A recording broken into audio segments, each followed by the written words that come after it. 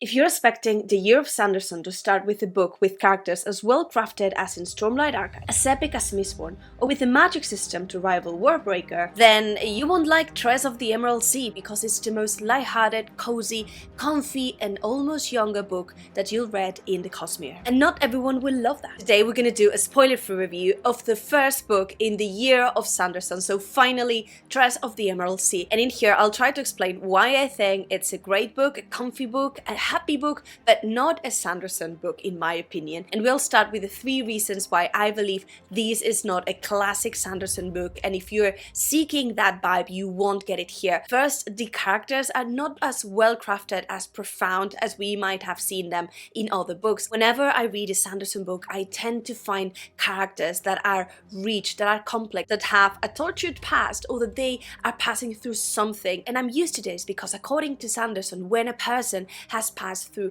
deeply wounded moments or traumatic moments in their past, they are more prone to investiture because their soul has been kind of like marked, and they are more permeable to investiture, therefore magic. And in here we're gonna have, yes, a misfit as a main character, but for me this was an extended version of City from Warbreaker, marking her as the younger character that we've been following in the Cosmere, being 1 year younger than City and also 1 year younger than Spencer in the Cytoverse. Second, the emotion. This book had a lot of very well crafted scenes, very adventurous. It was very lighthearted, and although it has this feel as being a book that it's born from Stardust by Neil Gaiman, Good Omens in tone, and also The Promised Bride, for me the book itself didn't manage to grasp that emotion that those other books did. I was not deeply touched by any of the scenes or anything that happened. I felt that the stakes were really low, although the adventure was epic and that character needed to face different creatures, different things, but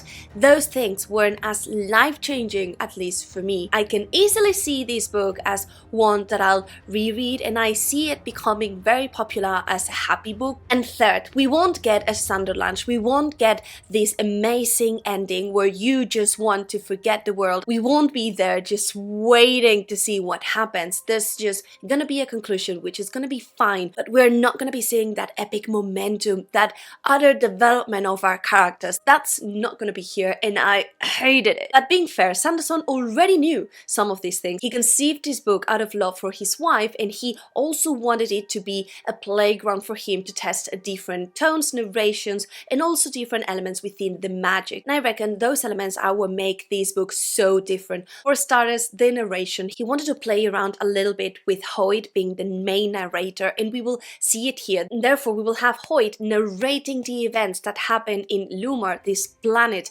where Tress is living, to someone within the Cosmere, and we will see it in a unique way. And it's not going to be just a recollection, but he will be interacting with the reader, saying things as, I hope you're catching up with all of these, or you might wonder why this happened, but I beg you to stop thinking ahead. Those type of comments were really hilarious and I enjoyed it, but it made for a different kind of book. He also wanted to create a book that was mainly going to be a fairy tale, a whimsical story, and this is mainly what we will have.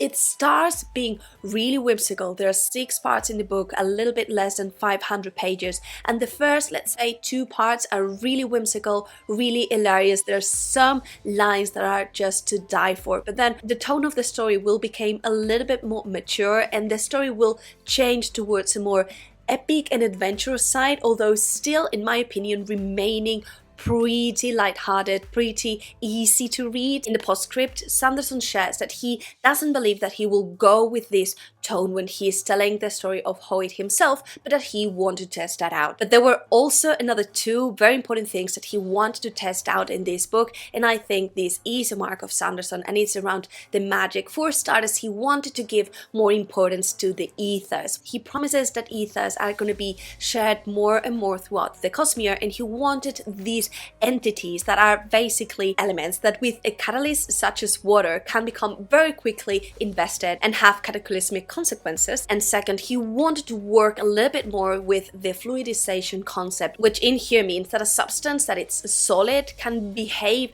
as a liquid at times, and he will work with it here with the spores that are coming from this ether. But he says that this will also be present throughout the Cosmere. I'm imagining this will come more in Stormlight Archive, but we shall see. And these two elements combined did create something unique and magical, which was the magic system and also the world building and this setting. We will have here this world where there are 12 different moons, and in these moons there's this ether that it's creating different spores, and each of these different spores are creating different kind of things. So in the Emerald Sea we see that when these spores are touched with water, the catalyst binds, submerge and can trap you and kill you.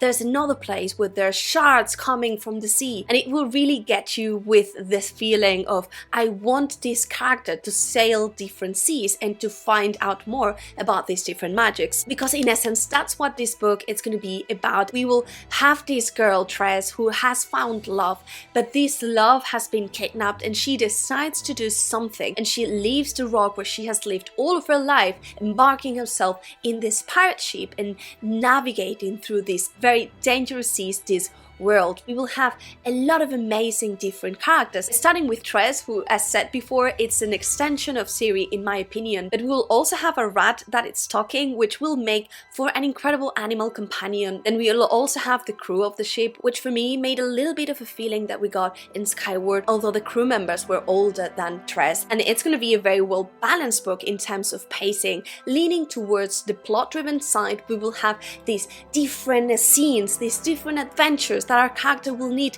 to have, and we will see that everything that surrounds that, it's done in such a hopeful, light-hearted and almost loving way that it will steal your heart if you allow this to be not an epic classic Sanderson book, but rather a light-hearted book, a happy read. And let's conclude this review sharing a little bit about the Cosmere Connections, and I reckon this might be a little bit more spoilery, so if you don't want to know anything about it, please feel free to jump till this point. But nonetheless, I'll try to keep it as spoiler-free as I can. The first thing, trying to see where Tress in the Emerald Sea fits within the timeline of the Cosmere. I can only say that it happens after Mistborn Era 1 for sure, and there is something that happens in the end that might give us a clue that this is happening way after that. There's also a pretty cool blend of magics here. We'll see things drawn from Warbreaker as well as Elantris, which I thought was really interesting how Brandon is trying to combine those things more and more and more. And last, this is gonna be a pretty Cosmere aware book as well,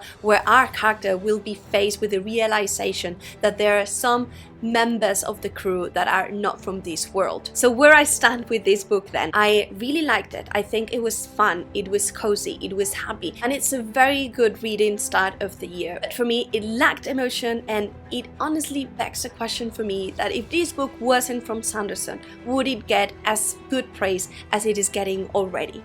I am not sure, but let me know down below what are your thoughts about all of these. I will link also in the description relevant information on how to get this book in case you haven't already, and can wait to see your thoughts afterwards in the comments and chat there.